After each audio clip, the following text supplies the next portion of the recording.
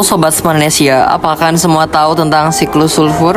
Nah, jadi siklus sulfur ini di sini kami akan membuat sebuah alat peraga di mana tujuannya itu untuk menjelaskan tentang siklus sulfur. Nah, di sini kami bersama teman-teman membuat sebuah alat peraga tersebut. Oke, kita masuk ke sesi alat dan bahan. Yang pertama, kertas manila warna, yang kedua styrofoam, yang ketiga lem, yang keempat double tip, yang kelima clay, yang keenam kertas origami, yang ketujuh kardus, kedelapan gunting, kesembilan benang wol, 10 kapas, 11 spidol, 12 tambahan karakter hewan untuk dijadikan figuran hewan. Yang terakhir adalah tusuk sate. Nah, jadi ini kakak Nadine ini sedang memotong tusuk sate. Tujuannya untuk menusukkan kepada kardus ini nih, kayak figuran pabrik, terus hewan-hewan nanti kan ditusuk-tusuk tuh sama tusuk sate itu nanti ditancapkan di area-area yang sudah ditentukan.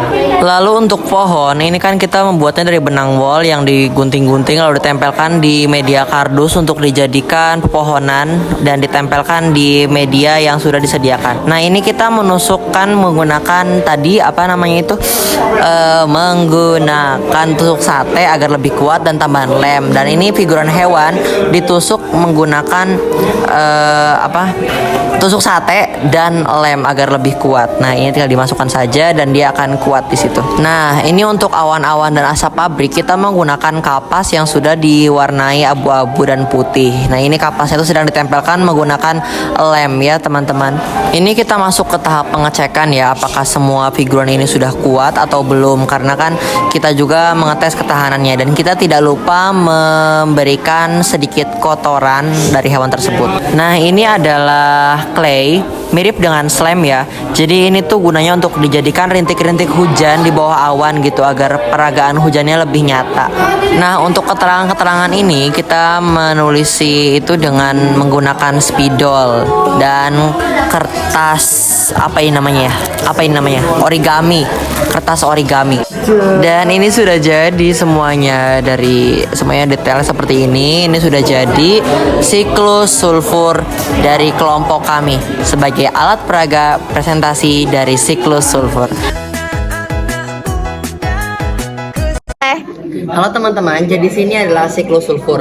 Siklus sulfur ini diawali oleh letusan Gunung Merapi yang mengeluarkan asap H2S dan SO2. Nah, asap H2S dan SO2 ini menyatu dengan awan. Nah, di sini muncullah H2S dan SO2. Nah, ini kan bereaksi menjadi SO4. SO4 ini turun melalui hujan asam, jadi H2SO4. Nah, H2SO4 hujan asam ini akan diproses oleh tanaman melalui proses asimilasi. Nah, ini kan proses asimilasi nanti diproses sama tanaman. Jadinya ini sulfurnya saja jadi sulfur. Nah, ini kan hewan-hewan di sini membutuhkan makanan dan dia pasti akan memakan tumbuhan. Sedangkan tumbuhan itu memiliki energi sulfur. Nah, si sulfur itu kan dikonsumsi oleh si tanaman ini dikonsumsi oleh hewan-hewan ini, sehingga hewan-hewan ini memiliki energi sulfur. Nah, jika hewan ini mati dan mengeluarkan kotoran, ini adalah sulfur. Nah, si tanaman si tumbuhan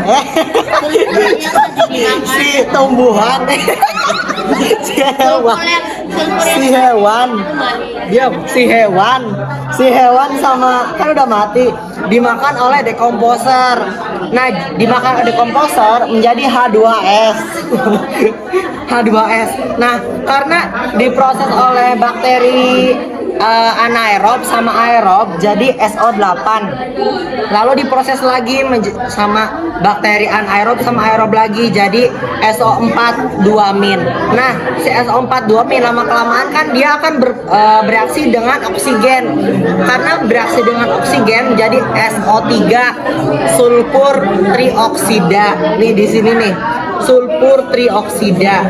Nah, ini bakalnya sama awan lagi. Nah, selain itu si SO4-2-min ini kan diserap sama tanah. Kan nanti hujan asam lagi, nanti bakal kembali ke gunung, warna asap H2S lagi. Nah, ini kan kalau kelamaan SO4-2-min ini bisa jadi bahan bakar fosil yang nantinya dibutuhkan di pabrik.